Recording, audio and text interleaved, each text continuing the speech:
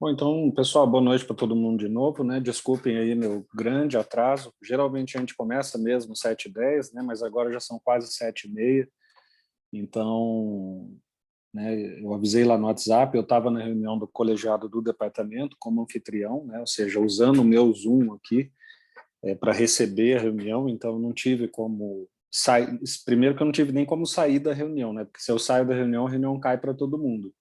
E o fato de eu estar na reunião significa que eu também não poderia abrir outra sala, como a nossa sala de aula, enquanto eu estava na outra sala de reunião, tá? Então, desculpem aí meu enorme atraso, mas realmente hoje não teve como, tá? Foi realmente por motivo de força maior.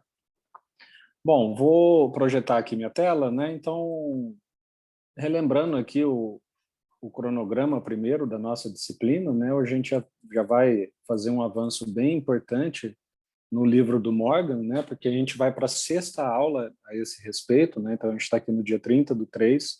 Então notem, né, que a gente já está bem no final do aprendizado, do estudo desse livro do Garrett Morgan, tá? Imagens e metáforas organizacionais. Se atentem que na próxima terça-feira, né, ou seja, dia 6 de abril, é a data da entrega da sinopse crítica desse assunto, né? Vocês vão basicamente escolher um capítulo do livro e fazer a resenha desse capítulo, tá? Então, lembre-se que sempre a escolha da sinopse 3, a escolha do capítulo é uma escolha de vocês, tá bom? Bom, pessoal, então, dando sequência na obra, né? Então, sempre antes de começar o assunto específico, sempre localizando onde nós estamos, né? Então, estamos na unidade 2 da disciplina, que é a unidade que trata sobre análise organizacional, né? Então, aqui nós vamos ver as teorias relacionadas ao processo de análise, né? O que é análise? É basicamente o diagnóstico, a análise, a discussão de estrutura, ambiente e estratégia, né, na empresa. Essas são as dimensões básicas de análise. E agora a gente está conhecendo aqui a proposta do Morgan, né, a proposta do Morgan de análise organizacional, onde ele apresenta o que eu chamo, né, de modelos de negócio ou modelos de análise organizacional baseadas em imagens, em metáforas, né? Então, onde ele compara a organização com outros objetos, outras situações, por meio de metáforas, como modo de simplificar a organização e permitir o estudo da organização sob o aspecto daquela metáfora, daquele modelo que está sendo apresentado, né? Então, a gente já viu aqui a metáfora de máquinas, de organismos, de cérebro, de cultura, de unidades políticas na aula passada, e hoje a gente vai ver o que o Morgan chama da metáfora das prisões psíquicas, né?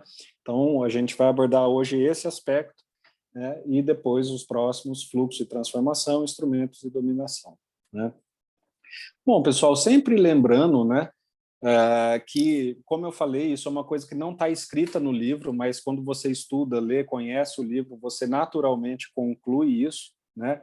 Que o que a gente já aprendeu, né, no geral, não só sobre os conteúdos específicos, mas o que a gente já aprendeu sobre esse conteúdo que o Morgan traz para a gente, né? Primeiro, não há metáforas, modelos de negócio predominante nas organizações, né?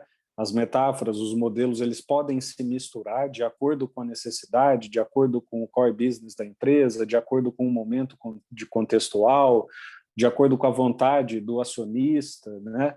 Então, assim, a gente viu que essa diversidade de visões de negócio, de modelos gerenciais de negócio que o Morgan traz para a gente, por meio das metáforas, eles não são excludentes entre si, né?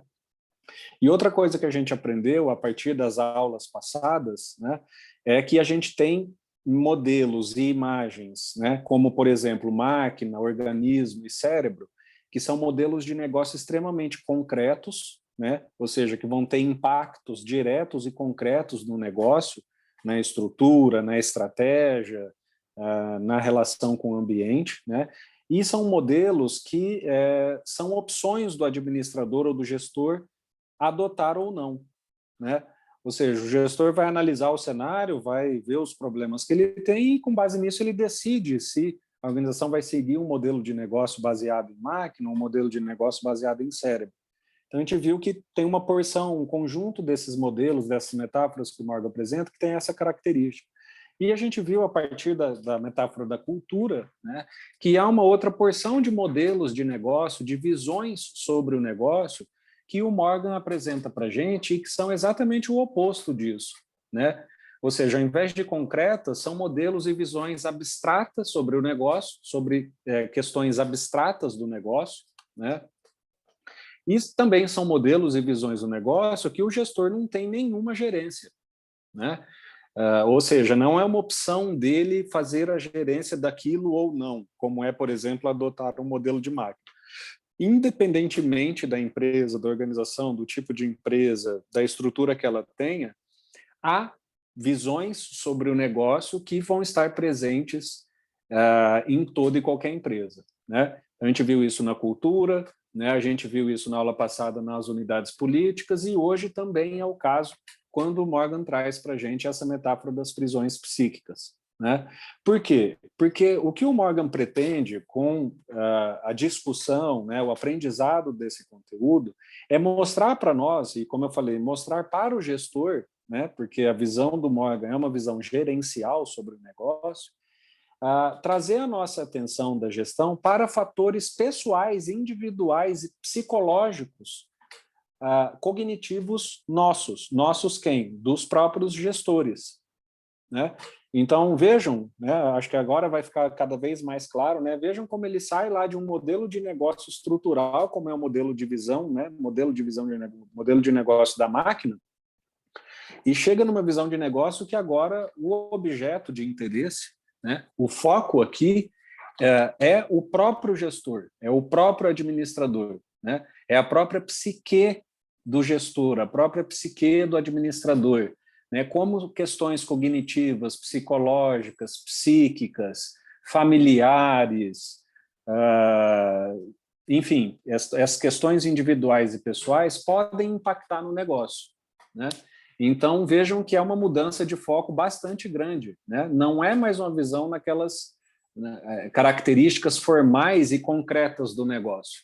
Aqui o Morgan está chamando a nossa atenção para o fato de que a própria psique do gestor, né, o próprio modo de pensar e agir do gestor pode também ajudar ou prejudicar o negócio, né?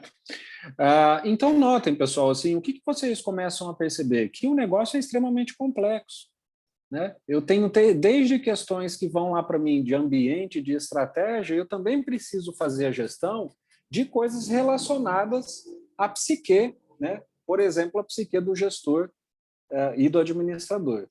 Então, ele começa trazendo para a gente lá no capítulo, né, a questão da alegoria da caverna, né, que é a alegoria famosa do Platão, né, a alegoria da caverna, que é um capítulo onde ele conta, né, basicamente, né, é um capítulo que está no livro A República, do Platão, né, e o que ele quer explicar ali, pessoal? Ele quer explicar como um determinado governante, né, como um determinado governante pode atuar sob, ele pode governar, né, baseado exclusivamente no fato de que as pessoas que são governadas, elas simplesmente não conhecem a realidade dos fatos, né?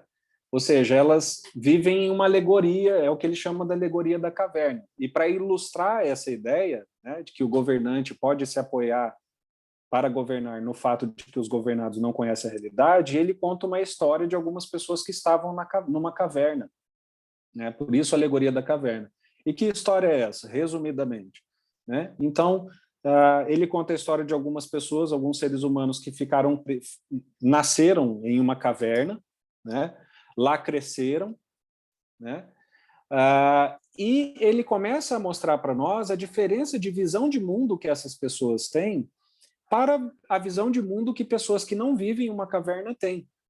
Então, o que ele começa a falar? Que como a caverna era o único cenário, a realidade que aquelas pessoas que viviam ali conheciam, então eram pessoas, por exemplo, que achavam que não existia mais ninguém a não ser aquelas próprias pessoas que estavam na caverna para se relacionar. Elas eram pessoas que não sabiam que existiam árvores. elas eram pessoas que passavam a se relacionar não só umas com as outras, mas também com as suas próprias sombras, né? Que era basicamente a projeção dele mesmo. Então, essas pessoas estavam, de certa forma, aprisionadas ali dentro daquela realidade que ele chama de caverna, né? E aí, um belo dia, um deles resolveu sair da caverna.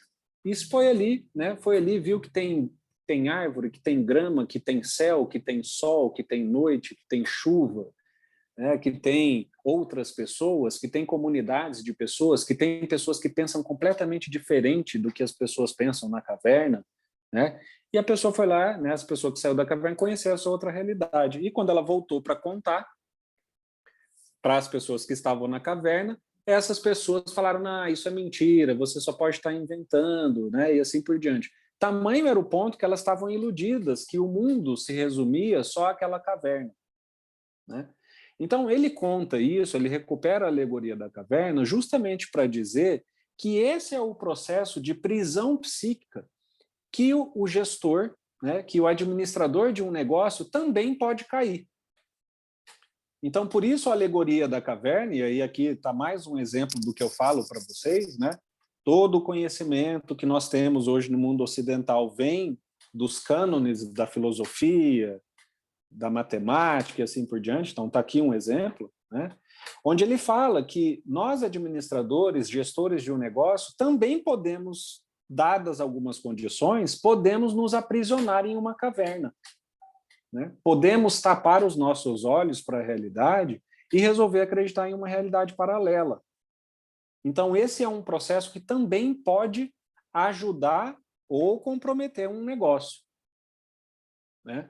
Então, é isso que ele traz, resumidamente, nesse capítulo, né? Então, ele traz no capítulo os processos pelos quais o gestor e o administrador pode se aprisionar psiquicamente e isso fazer com que ele passe a tomar decisões erradas sobre o negócio dele. Por isso, prisão psíquica, né? Então, é uma ideia fortemente baseada na alegoria da caverna do Platão, né? Onde ele vai trazer essa alegoria, que é isso que eu contei para vocês, essa história que eu contei para vocês, né, de pessoas que vivem em uma caverna e não conhecem outra realidade. Ele vai trazer isso para o mundo da administração, para o mundo dos negócios. E vai começar a falar, olha, quais são os processos de aprisionamento, né? O que pode levar um gestor, eventualmente, a ficar preso numa realidade que não é a realidade verdadeira, e assim por diante.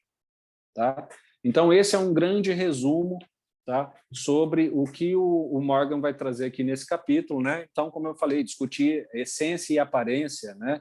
A aparência é sempre diferente da essência. Então, se você vive só na aparência, você vive numa realidade paralela. A essência é a realidade verdadeira, né? A ideia de aprisionamento dentro de si mesmo, né? Ou seja, assumir verdades sobre o negócio, de modo que aquelas verdades que você assume não te deixam avançar em tomadas de decisões, né, que seriam importantes de ser tomadas, né? E, portanto, é também uma imagem, uma visão de negócio, como eu disse, fortemente baseada no viés cognitivo, tá? Bom, quais são os processos de aprisionamento psíquico que o Morgan traz para a gente, pessoal? Então, se num primeiro momento ele destaca para nós e fala, olha, você que é gestor, você que é administrador, você que lida com um negócio, tome cuidado porque você pode se aprisionar em uma realidade paralela, né? Se ele fala isso, quais são os 3 processos que ele coloca para nós de aprisionamento, né? Então, ele coloca para nós, basicamente, esses 3 processos, ou seja, os 3 processos pelo qual, na proposta do Morgan, né, um administrador e um gestor pode ser refém de uma prisão, de uma verdade que ele mesmo está criando para ele, né, quando, na verdade, aquela realidade não é verdadeira. Tá? Então, aqui, primeiro ele diz, né, aprisionamento pelo sucesso. Né? O que é aprisionamento pelo sucesso? É aquele tipo de empresa e de gestor que já teve tanto sucesso na vida, né, que ele assume que nada mais pode dar errado no negócio dele, né? E aí, em função dele assumir que nada, afinal de contas, nada mais pode dar errado no meu negócio, eu começo a tomar basicamente as decisões que eu quero, e não aquelas decisões que são as mais importantes, né? Então, ou seja, isso aqui vai acontecer, e é algo que pode acontecer, naquelas empresas que são realmente líder de mercado, né? Ou seja, tem um sucesso garantido, tem, né, um lucro grande, são empresas geralmente grandes e assim por diante, né? Qual que é o exemplo que a gente tem sobre isso? Bem conhecido, né? Em especial aqui no Brasil, né? Peguem, por exemplo, o caso do Eike Batista, né? É claro que depois que as coisas foram aparecendo, né, a gente sabe que ali o processo que aconteceu com o conglomerado de empresas do Eike teve muita coisa fora da legalidade, né? Mas para quem conhece, acompanha um pouco mais a história dele, sabe que na origem desses processos de ilegalidade estão, na verdade, processos de aprisionamento pelo sucesso, né? Então, qual foi um dos estopins que levou, né, todo o conglomerado de empresa do Wake a ruir, né? Para quem se lembra, quando o Brasil descobriu o pré-sal, né, foi um boom, né? Então, o pré-sal no Brasil ia levar o Brasil para a independência, né, do petróleo, era muita reserva e assim por diante. Realmente foi um fato histórico. O Wake tinha uma empresa de exploração de petróleo, né? E o que ele fez naquela época? A falência das empresas do Wake começaram pela falência das empresas de petróleo dele. Por quê? Porque naquela época em que o pré-sal era um boom, todo mundo estava interessado e assim por diante, o que o Wake fez? O Wake formou um fundo de investimento, né? Ou seja, um conjunto de várias pessoas dispostas a investir em uma ideia, dizendo o seguinte, olha, as minhas empresas têm muita história de exploração de pré-sal na costa do Brasil, né? E nós somos a única empresa capaz de conseguir extrair o petróleo a um preço razoável lá de dentro do pré-sal. Quando, na época, a gente sabia, isso quem é do ramo você já sabe bem, quem não é só dá uma lida que sabe que é assim, né? Não existia tecnologia na época para explorar aquilo no Brasil, pessoal. Tá? A gente sabia disso. No entanto, o que ele fez? Aprisionado pelo sucesso anterior que o conglomerado de empresas dele tinha, ele formou um fundo de investimento prometendo para as pessoas que conseguiria extrair petróleo. O que aconteceu um ano depois? Simplesmente a empresa não conseguiu entregar um único barril de petróleo. E aí o fundo de investimento começou a se desfazer e todo o investimento inicial que foi feito foi transformado em dívida da empresa. Porque a empresa recebe um dinheiro, ó, eu tenho uma empresa que tem capacidade operacional para perfurar o petróleo. Só que você precisa me dar 500 milhões aqui para a minha empresa para que eu possa fazer a operação. Então, esses 500 milhões que a pessoa investiu lá no começo, uma vez que a empresa não pôde dar o retorno, passa a ser assumido como dívida pela empresa, né? Então, foi aí que começou a ruir o império do Wake no Brasil. E aí, puxado por isso, foram vindo à tona, né, questões de corrupção e tudo aquilo que a gente já viu. Mas o início do processo é um aprisionamento pelo sucesso por parte do Wake, né? Por quê? Porque ele, baseado no currículo da empresa, e realmente até lá eram empresas muito virtuosas no Brasil, em várias áreas, de minério, de petróleo, de transporte, de logística, e assim por diante, apoiado nesse currículo, ele fez uma promessa que ele não podia cumprir, né? Então, esse é um típico caso de aprisionamento pelo sucesso, onde o gestor está tão cheio do próprio sucesso que ele teve, que ele passa a achar que ele pode fazer basicamente qualquer coisa, né? Baseado no sucesso anterior que ele teve. Então, esse é um grande erro que o Morgan, né, traz e assinala para a gente tomar cuidado. Outra coisa, outro processo de aprisionamento que o Morgan traz é o aprisionamento do gestor pela zona de conforto. E muita gente tem um pouco de dificuldade de entender qual que é a diferença entre sucesso e zona de conforto. Quando eu tenho sucesso, eu não estou necessariamente numa zona de conforto? Não necessariamente. Tá? Você pode, por exemplo, estar numa zona de conforto em uma empresa que não seja uma empresa de sucesso, né? Por quê? Porque, olha, minha zona de conforto é eu abrir aqui um bar aqui no meu bairro, né? Eu não tenho nenhuma intenção de ser o melhor bar, nem do bairro, muito menos da cidade, né? Então, eu não tenho um sucesso em termos de divulgação, de clientela, tal, mas eu estou em uma certa zona de conforto, porque, né, os clientes que eu tenho aqui são suficientes para eu pagar os meus custos fixos, os meus custos variáveis, ainda tenho um lucro, né? Então, eu estou em uma zona de conforto, percebem? Então, zona de conforto é diferente de sucesso. Tá? Você pode ser o 10º colocado naquele mercado e estar em uma zona de conforto. Bom, eu sou o 10º, né? Não sou líder de mercado, mas a minha empresa funciona bem, eu tenho uma quantidade boa de funcionários, eu tenho um lucro que é razoável, não tenho grandes custos fixos ou variáveis e assim por diante.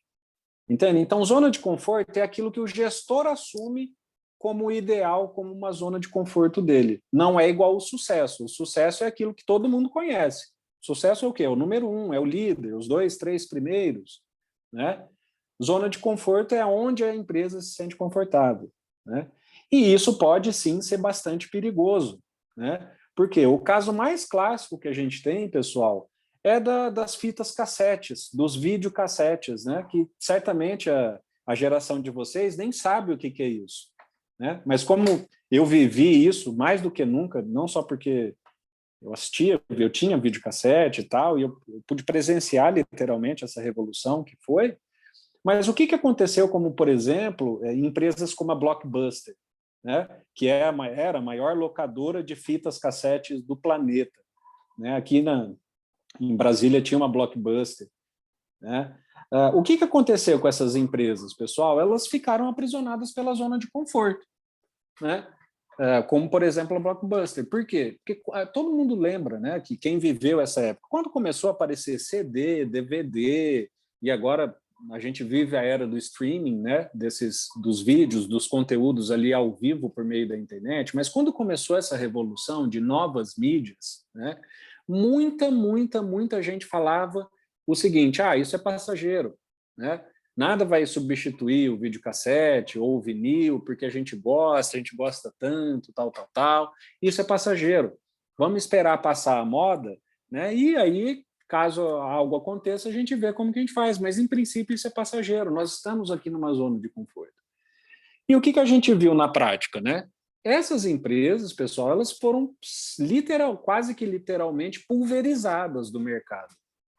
Né? As empresas que trabalham com essas mídias, né? Mídias cassete, hoje o vinil, hoje elas existem em qual nicho? Naquele nicho de pessoas que gostam de coisas antigas. Né? Então, tá bom, é um cara que gosta de ver um filme no videocassete, ou é alguém que gosta de ouvir um vinil, mas é um nicho muito restrito. Né? Para não falar que elas sumiram, hoje elas vivem ali às margens do mercado. Né? Elas têm um mercado extremamente específico. Então, esse é, por exemplo, um exemplo de empresas que foram pegas pelo aprisionamento na zona de conforto. Estamos muito confortáveis, está chegando um novo concorrente, uma nova mídia, isso possivelmente vai ter um impacto no nosso negócio, mas estamos muito confortáveis aqui onde estamos. Né? Vamos concorrer com eles, né? E no futuro tudo vai se ajustar. Né? O mercado vai se ajustar, a clientela vai se ajustar e vai ter espaço para todo mundo. E a gente viu que não foi isso que aconteceu. Né? Hoje, realmente, vinil, cassete, eles estão virtualmente, né, extintos do mercado, da nossa vida e assim por diante. Então, um exemplo de aprisionamento pela zona de conforto é o administrador, né, assumir aquela zona de conforto como imutável, isso, né, essa minha zona de conforto nunca vai mudar, então eu vou ficar acomodado aqui, né, e não vou tomar, né, não vou tentar ver novas tecnologias, não vou me antecipar a mudanças, né, não vou me interessar a abrir a novos processos e assim por diante. Então, isso seria o aprisionado pela zona de conforto. Né? E também o terceiro processo de aprisionamento que o Morgan traz para a gente, pessoal, é relativo à história pregressa do sujeito. Né? Então, por isso que eu falei para vocês, é uma visão estritamente pessoal do negócio, é essa que o Morgan traz para nós. Né? Ele traz para nós o que, olha, a sua história pregressa, né, como gestor, como administrador, pode sim impactar a sua vida. Né? E o primeiro exemplo que eu sempre cito é o Taylor. Né? O Taylor, pessoal, ele era de uma família mormon, tá? Então, quem não conhece o que é, né, a religião dos Mormons, vai ver aí, é uma religião realmente bastante rígida em termos de comportamentos, de costumes, né? E o Taylor era engenheiro.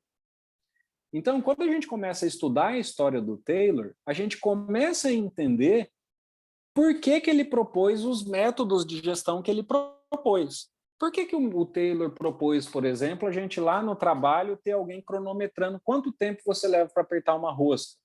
Quanto tempo você leva para ir no banheiro e voltar? Né? Por que que o Taylor propôs um método científico de administração que ele media o ângulo, né, o peso das ferramentas que iam ser usadas, quantas viagens um trabalhador precisaria fazer para transportar um determinado tipo de material? Por que que ele era tão rígido nos métodos dele? Basta você olhar a história familiar do Taylor. Ele veio de uma família extremamente rígida em termos de costumes, de valores, né? Ele se formou em engenharia, então era um cara da área das exatas, né? E você começa a ver todo o sentido em alguém com esse perfil propor o que ele propôs, né? É claro que a gente não pode falar que só por causa disso, só por causa da história pregressa dele, né, foi que ele propôs isso. É óbvio que tem aí um componente contextual, histórico, econômico, né, onde o Taylor se inseriu e aonde ele percebeu essas oportunidades do ambiente. Mas a resposta que ele deu a essas oportunidades que o ambiente colocou para ele, elas são totalmente originadas na história dele, na história pregressa. Ou seja, as respostas que ele optou por dar ao ambiente foram escolhas dele. Portanto, escolhas pessoais sujeitas à história familiar, pessoal, individual de formação do Taylor. E assim é também no mundo dos negócios, né? Se, por exemplo, vocês pegam uma empresa familiar, porém grande, né? Por incrível que pareça, existem empresas desse tipo, né? Existem até consultorias especializadas em transformar grandes empresas familiares que são grandes em empresas não familiares, porque essa é uma corda que sempre rompe, né? O tamanho da empresa com o aspecto familiar dela. Então, a gente tem, sim, várias empresas no Brasil que são gigantescas. Peguem, por exemplo, né, o perfil, a empresa lá do Mato Grosso, o Grupo André Maggi, que é uma empresa onde eu trabalhei, fiz trainee lá, né, que é a maior produtora de soja individual do mundo, que é uma empresa privada, gigantesca, né, e que pelo menos até quando eu trabalhei lá, que foi 2007, então já tem um bom tempo, né, era uma empresa completamente familiar, né? Tinha mais de 5.000 funcionários, então uma empresa bem grande, grande em termos de volume, de produção, de funcionários, de lucro, uma empresa completamente grande, mas era uma empresa ainda fundada, né, na família do que eles chamam, né, do senhor André, que é o André Maggi, que é inclusive o pai do Blairo Maggi, que já foi senador, já foi ministro no Brasil, acho que atualmente ele é senador, né? Então era uma empresa gigantesca, de ponta na área, que tinha uma gestão ainda familiar. Então, por exemplo, nas empresas lá da Maggi, na minha época que eu ia, né, toda a empresa tinha, a empresa inteira, né, tinha foto do quadro do seu André nos corredores, né, foto da família, né, o próprio trato você via que era um trato realmente mais pessoalizado, né. Então, por que eu estou falando isso? Porque isso ilustra um pouco a prisão psíquica da história familiar, por exemplo, impactando no negócio, né? E aí eu me lembro que quando eu estava saindo de lá, em 2007, eles tinham contratado uma empresa para fazer justamente esse processo de desfamiliarização, vamos dizer, da empresa, porque a empresa estava pensando em abrir os papéis na bolsa, né? E uma empresa que tem um perfil de gestão familiar não vai desempenhar na bolsa, né? Porque gestão familiar significa colocar os valores da família para decidir. E empresa na bolsa você não pode decidir com base em questões familiares, né? Tem que ser em questões de mercado, estratégicas e assim por diante. Então, só para ilustrar para vocês um segundo exemplo, né, esse específico do caso organizacional, empresarial, de como a história familiar pode sim impactar mesmo empresas grandes, né? E isso é um tipo de prisão psíquica, porque como eu falei para vocês, às vezes fica uma coisa incompatível, o tamanho e o perfil da empresa com uma gestão, por exemplo, familiar, né? E pode acabar sim se tornando uma prisão, levando prisão psíquica, né? Levando a tomadas de decisão errada.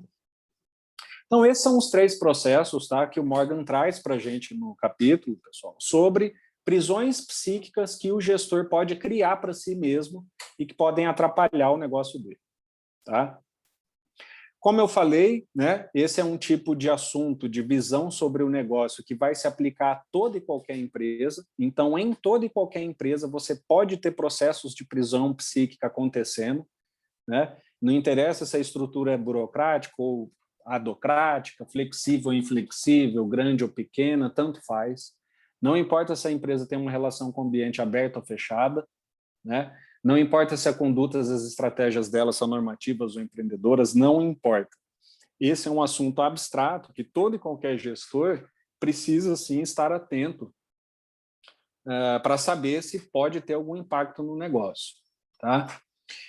As vantagens, né, dessa visão do negócio é realmente a possibilidade de estudo do lado oculto das pessoas, né? Porque a gente vê que há uma certa tensão que é assim, né, que vem lá da burocracia. Ué, mas a burocracia não fala que a gente tem que ser impessoal, né? Por que aqui a gente está trazendo o lado oculto e psíquico das pessoas? É verdade, pessoal. Então, a primeira coisa que a gente tem que lembrar é que isso aqui, né, surge como uma opção à burocracia. Né? Porque o que essa imagem vai falar? Não, é verdade. A gente tem que ter um tratamento impessoal, mas a gente sabe que tem coisas que são pessoais que podem impactar o negócio. Então, nós não estamos falando de um tratamento pessoal amplo, entende? Então, eu vou começar a discriminar as pessoas ou dar um tratamento pessoal. Não, nós estamos falando sobre uma análise dos aspectos pessoais que impactam o negócio. Né? Como, por exemplo, você está numa prisão psíquica ali, aprisionado pelo sucesso, achando que a sua empresa é muito boa e vai ganhar, quando, na verdade, ela é muito ruim e vai perder. Né? Então, esse é um processo psíquico daquela pessoa que acredita que a empresa é muito boa e está aprisionada pelo sucesso, que é um aspecto pessoal, só que precisa ser levado em consideração na gestão. Por quê? Porque tem a ver completamente com o negócio. Então, essa possibilidade de estudo do lado oculto, psíquico, cognitivo das pessoas é muito importante. Né? Ela é também centrada no ser humano e dá a importância da gente estudar dimensões usualmente não estudadas. Né? Quem lê o capítulo vai ver lá, né? O Morgan detalha tudo isso que eu estou falando aqui. Ele vai estudar a relação da pessoa com a morte. Então, o fato da pessoa ter medo da morte pode, por exemplo, levar ela a ser uma pessoa mais conservadora nos investimentos, né? O fato da relação da pessoa com a família, né? O fato da relação da pessoa com a sexualidade dela. Então, você vai ver ali que essa prisão psíquica, essa visão de negócio que o Morgan traz para nós, traz muitas dimensões que são, usualmente, elas não são estudadas na administração, né? Focadas no ser humano. Então, essa é uma outra vantagem. As desvantagens, né? É que ela lida com dimensões não observáveis, então é como eu sempre falo para vocês, a gente sabe que a gente precisa fazer gestão de algo abstrato, só que isso é positivo, só que sempre vai ter o problema de que ao se tratar de algo abstrato é que a gente vai ter problema ou dificuldade de medir, né? Então, a gente não tem como concretamente observar isso tudo que a gente está discutindo, né? Mensurar, ter certeza, transformar isso em números para falar, não, é 100% ou 90% de certeza que esse aqui é a decisão correta, esse aqui é o cenário. Então, essa visão de negócio traz uma desvantagem que a gente não tem medida. E justamente por não ter medida, vem a segunda desvantagem, que acaba encorajando especulações e julgamentos impróprios sobre as pessoas. Né? Então, eu pego e falo assim, tá vendo? Ó, ele não quis lá comprar aquela nossa filial, que eu acho super importante, porque ele tem medo da morte. Né? Ele não quer ser ousado nos investimentos. E eu posso estar fazendo um julgamento inapropriado sobre aquela pessoa. Né? Sem querer, às vezes, sem perceber, sem pretender. Né? Ou, eu não gostei daquela empresa porque ela é muito relacionada com os valores de família. Né? E isso pode estar sendo um julgamento impróprio da minha parte. Né? Então, uma outra desvantagem da gente tratar de prisões psíquicas, né, e de questões abstratas como essa é realmente sem pretender acabar encorajando julgamentos que são impróprios, né, relacionados a isso tudo que a gente está falando aqui, relacionado à vida pregressa da pessoa, relacionado à percepção de sucesso que ela tem, né, relacionado à percepção de conforto que ela tem, zona de conforto, relacionada à questão de sexualidade, de família. Né? Então, são assuntos muito delicados e que quando a gente traz para o campo dos negócios, se a gente não tem uma cautela, a gente pode sim fazer especulação e julgamento impróprio sobre as pessoas.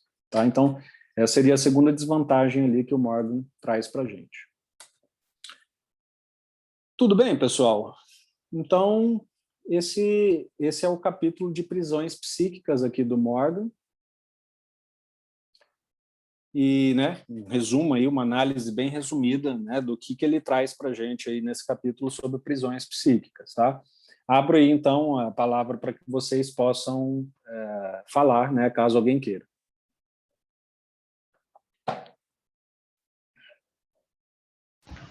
Oi, professor. Se não for problema, você pode só comentar de novo sobre as vantagens, que eu acho que eu ainda não entendi direito.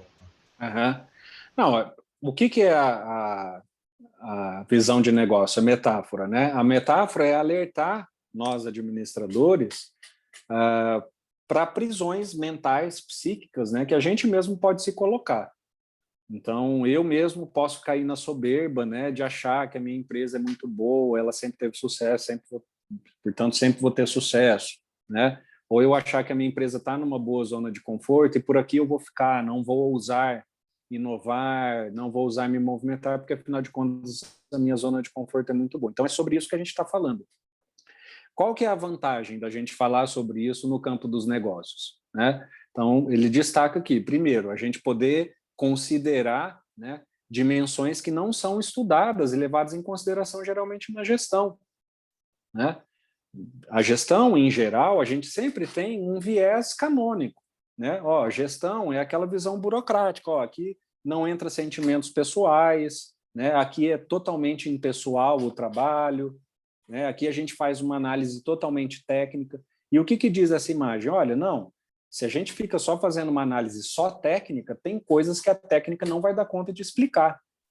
Porque, às vezes, a resposta não está na técnica que foi usada. A resposta está na própria pessoa que executou, né? Aquela pessoa acabou executando errado porque ela é uma pessoa que tem uma história pregressa de família que passou costumes para ela, por exemplo, que ela não conseguiria agir bem naquela situação.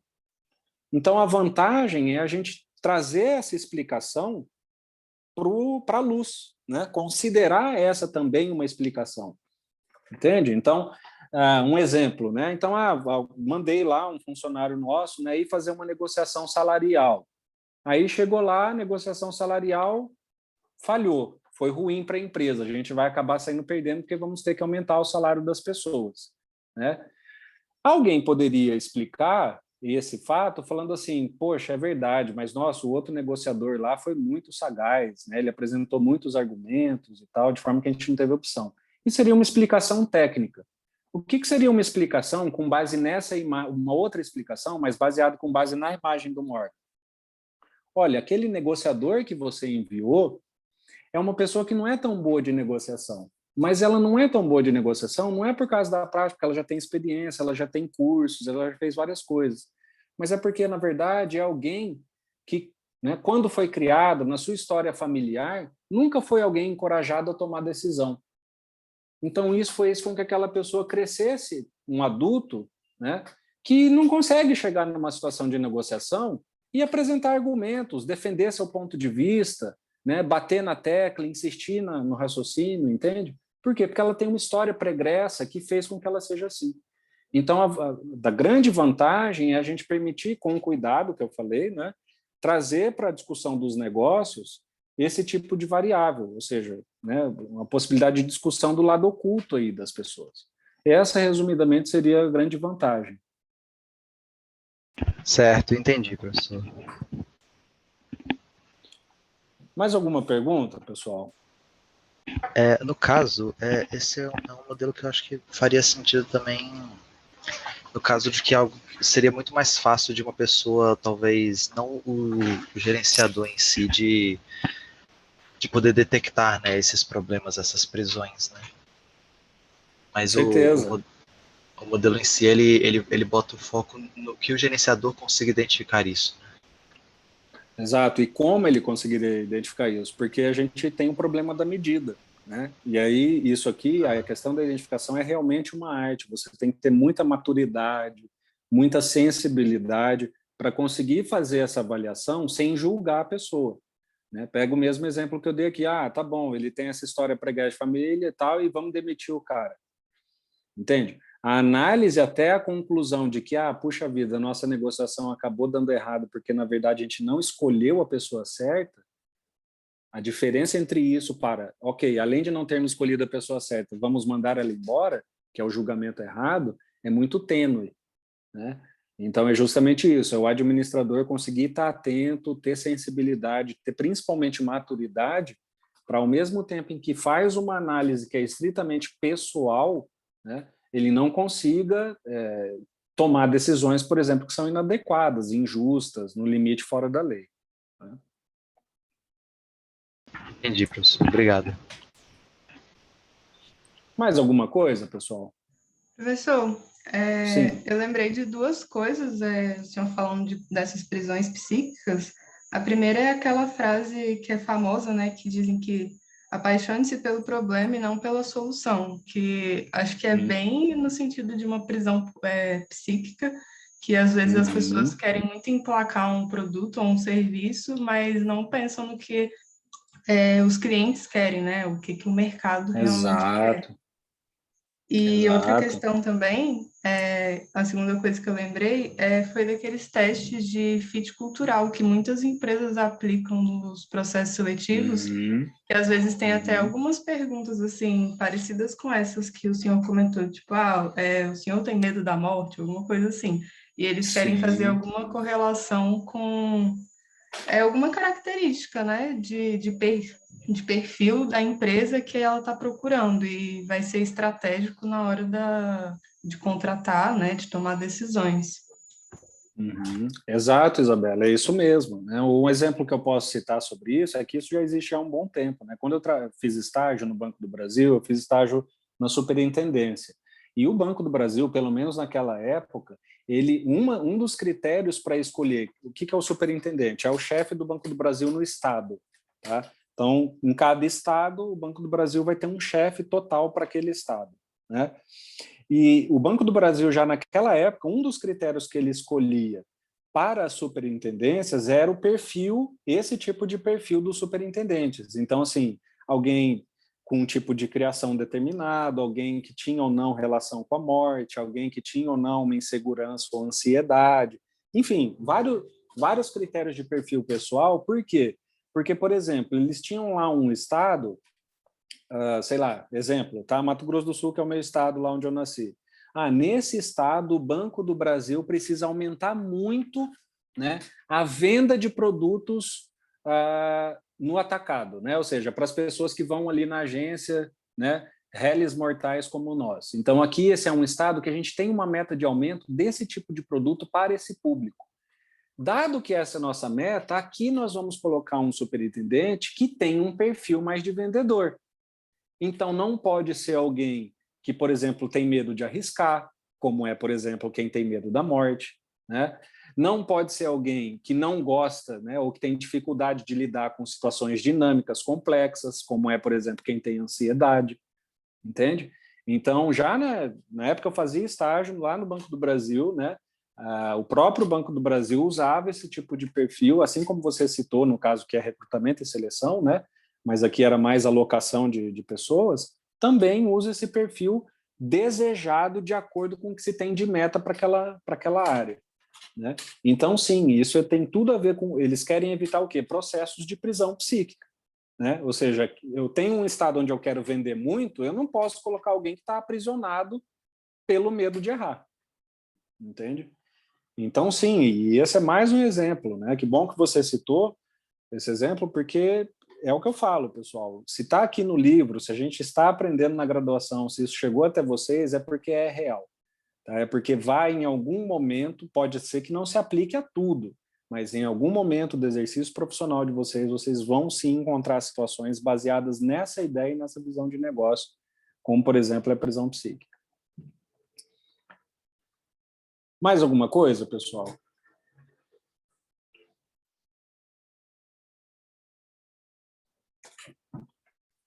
Tudo bem, então? Tudo certo, professor. Bom, então tá bom. Boa noite para vocês, né? A gente se encontra então aí na quinta-feira, tá bom, pessoal? Boa noite, professor. Até quinta. Boa noite. Tchau, tchau.